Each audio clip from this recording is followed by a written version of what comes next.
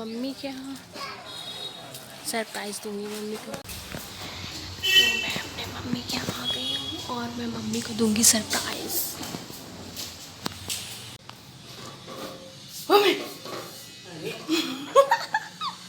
ये मेरी mummy shock हो गई।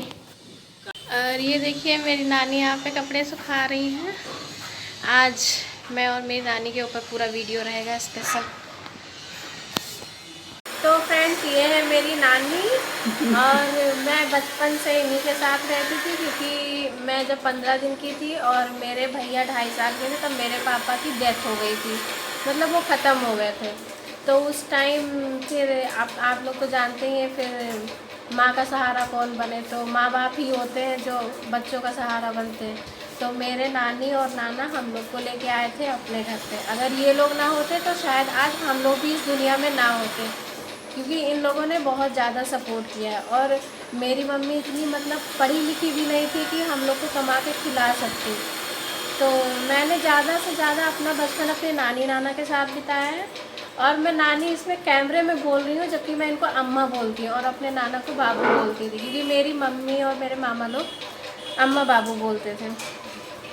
तो जब मैं फिर उसके बाद में जब मैं 2.5 साल की हुई तो मुझे भी लखनऊ लेके आ गए, और मेरे भैया को तो यहीं पे इन्होंने पढ़ाया लिखाया हर चीज़ किया। तो वो कहते नहीं है, जब एक बच्चों के पिता ख़त्म हो जाते हैं तो उस मतलब सिचुएशन में या उस मजबूरी में अगर कोई आपका सहारा बनता है तो वो आपके भगवान हो जाते हैं। आप सबके साथ ऐसी सिचुएशन आई होगी ज़िंदगी में। तो उस टाइम हम लोग के लिए भगवान तो हमारे नानी नाना ही थे, जो उन्होंने इतना प्यार दिया हम लोगों को।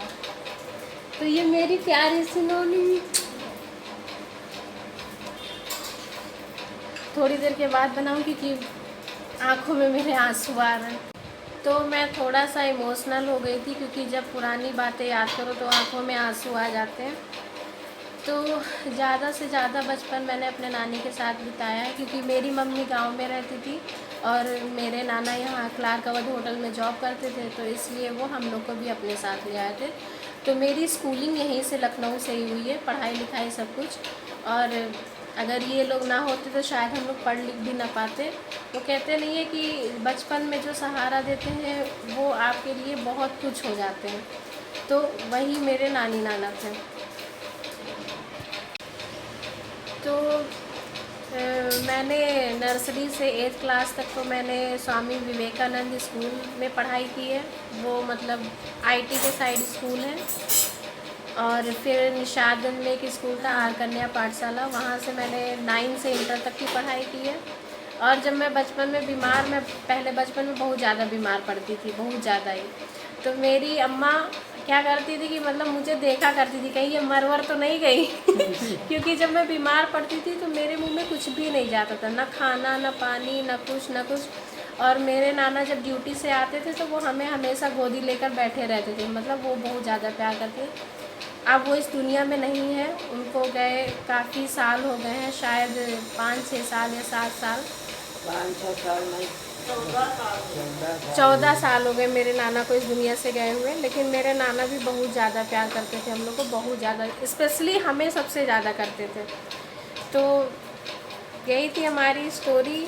अभी स्टोरी ख़त्म नहीं हुई, अभी बहुत कहानी है। मतलब हर वो कहते नहीं है, हर एक मुस्कुराते चेहरे के पीछे कोई ना कोई गम होता है, दुख होता है, राज होता है, हर लोगों के पीछे ये होता है। तो हर इंसान के साथ ऐसी सिचुएशन आती है या उस सिचुएशन से इंसान निकलता है, तो सबके साथ ऐसा होता है, मुसीबत सबके साथ होती है। तो मिलते हैं आपसे थोड़ी देर के बाद। तो आपने देखा होगा जब मैं ये वीडियो बना रही थी तो मेरी नानी भी इमोशनल हो गई थी, रोने लगी थी, क्योंकि उनको सारी बातें याद आने लगी थी जब मैं बता रही थी। तो जब हम लोग छोटे थे तो स्कूल जाते तो काफ़ी टाइम तक हम लोग को पता ही नहीं था कि मतलब मेरे पापा हैं इस दुनिया में कि नहीं है। काफ़ी टाइम के बाद हम लोग को पता चला था कि हमारे पापा नहीं हैं, क्योंकि हम लोग अपने नाना को ही पापा समझते थे। तो और मेरे नाना की अम्मा थी, वो भी शायद 90 या 105 वर्ष हो के तब उनकी डेथ हुई है। मेरी पर नानी 2005 में उनकी डेथ हुई थी। तो वो भी बहुत ज़्यादा प्यार करती थी, बहुत समझो कुछ उन्होंने पाला है और फिर उसके बाद मेरी नानी ने, पहले पर नानी ने, फिर मेरी नानी ने। तो हम लोग को बिल्कुल नहीं पता था कि हम लोग के पापा नहीं है, क्योंकि इन लोगों ने ऐसा कुछ फील ही नहीं होने दिया। उसके बाद में क्या हुआ, फिर धीरे धीरे मैं गांव गई थी, तो वहाँ मुझे मतलब मेरे मम्मी की बुआ की बेटी हैं, उन्होंने बताया कि मतलब तुम्हारे पापा नहीं हैं। तो फिर मैंने मम्मी से, तब मैं छोटी थी, तब मैंने मम्मी से जिद की अगर फ़ोटो है तो फ़ोटो ही दिखाओ।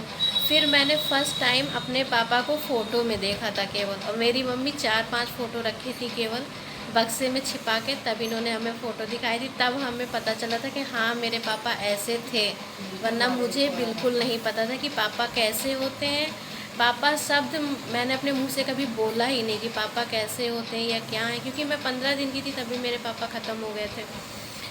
तो यही थी मेरी कहानी बहुत लंबी है, लेकिन जितनी मुझे याद थी उतनी मैंने आप लोग के साथ शेयर की है। तो फिर मिलते हैं आपसे नेक्स्ट वीडियो में। Bye bye.